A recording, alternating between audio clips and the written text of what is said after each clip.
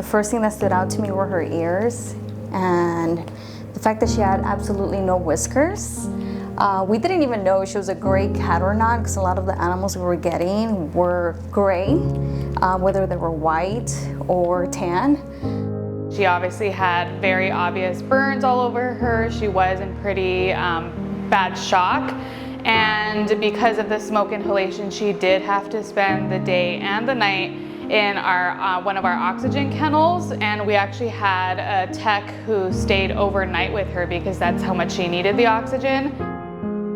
The first few weeks she was getting bandaged every single day. We were applying antibiotic ointments and we went through a lot of Manuka honey for her, so she was getting honey bandages pretty much every day. Even when we would treat her, she always had a good personality, very sweet all the time. We actually kind of hesitated to go to her kennel sometimes because as soon as she saw someone approaching her kennel, she would try her best to get up.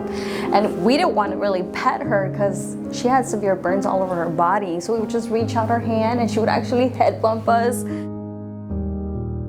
We were getting a lot of people who were coming into the ICU to try to identify their pets, and it was really heartbreaking seeing them coming in with so much hope and just, you know, fingers crossed that that animal was their animal.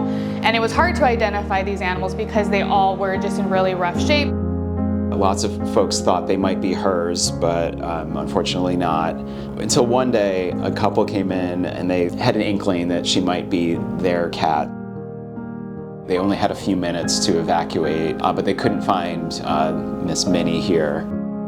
Despite not having a home, Skinny Minnie's parents come and visit her nearly every other day. She's probably had 30 plus people who have cared for her, and that includes our vet techs here, our staff veterinarians, the vets and vet techs who came from our neighboring shelters. So really it's just been a really big team effort, and that's why so many of us are so attached to her.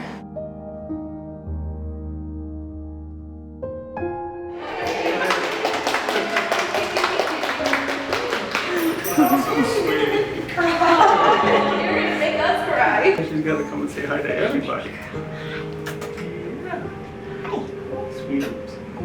Oh, yeah, I just can't believe how far she's come.